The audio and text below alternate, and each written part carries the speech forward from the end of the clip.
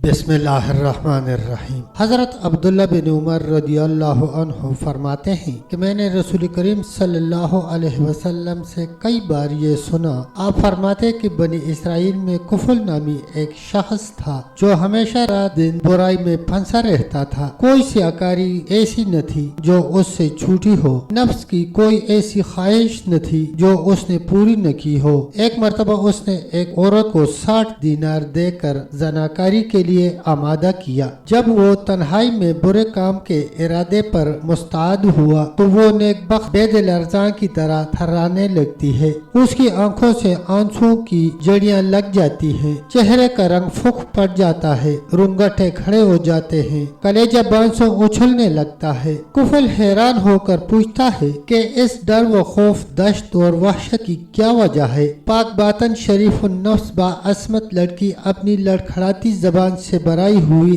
آواز میں جواب دیتی ہے، مجھے خدا کے عذابوں کا خیال ہے، اس ذبح کام کو ہمارے پیدا کرنے والے خدا نے حرام کر دیا ہے۔ یہ فعل بد ہمیں ہمارے مالک ذوالجلال کے سامنے ذلیل اور رسوا کرے گا۔ منعم حقیقی محسن قدیمی کی یہ نمک حرامی ہے، واللہ میں نے کبھی بھی خدا کی نافرمانی پر جرات نہ کی۔ ہائے حاجت اور فکر وفا کا کم صبری اور بے استقلالی نے یہ روز بد دکھایا کہ جس کی لونڈی ہوں اس کے سامنے اس کے دیکھتے ہوئے اس کی نافرمانی کرنے پر آمادہ ہو کر اپنی عصمت بیچنے اور اچھوت دامن پردہ بنانے پر تیار ہو گئی۔ لیکن اے کفل، بخدائے لا یزال خوف خداوندی مجھے گلائے جا رہا ہے، اس کے عذابوں کا گٹکا کھانٹے کی طرح پھٹک رہا ہے۔ ہائے آج کا 2 گھڑی کا لطف صدیوں خون تھکوائے گا اور عذاب الہی کا لقمہ بنوائے گا۔ اے کفل، خدا کے لیے بدکاری سے باز آ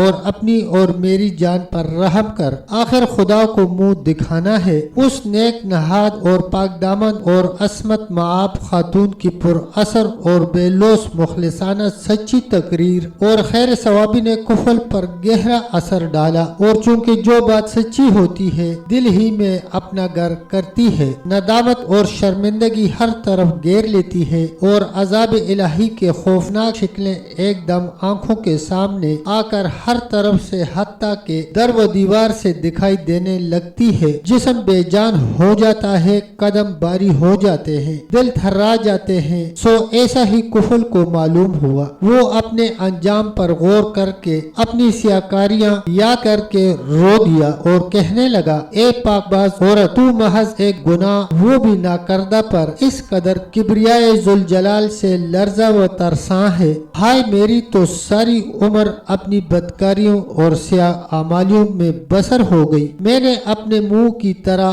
اپنے اعمال نامے کو بھی سیاہ کر لیا۔ خوف خدا کبھی پاس بھی نہ بھٹکنے دیا، عذاب الہی کی کبھی بھولے سے بھی پرواہ نہ کی۔ ہائے میرا مالک مجھ سے غصے ہوگا، اس کے عذاب کے فرشتے میری طاق میں ہوں گے، جہنم کی غیظ و غضب اور قہر آلود نگاہیں میری طرف ہوں گی، میری قبر کے سام بچھو میرے انتظار میں ہوں گے۔ مجھے تو تیری نسبت زیادہ ڈرنا چاہیے، نہ جانے میدان محشر میں میرا کیا حال ہوگا۔ اے بزرگ عورت گواہ رہ، میں آج سے تیرے سامنے سچے دل سے توبہ کرتا ہوں کہ آئندہ رب کی ناراضگی کا کوئی کام نہ کروں گا، خدا کی نافرمانیوں کے پاس نہ بھٹکوں گا۔ میں نے وہ رقم تمہیں اللہ کے واسطے دی اور میں اپنے ناپاک ارادے سے ہمیشہ کے لیے باز آیا۔ پھر بعد گریہ بازاری کے جناب باری تعالیٰ سے توبہ و استغفار کرتا ہے اور رو رو کر اعمال کی سیاہی کو دھوتا ہے،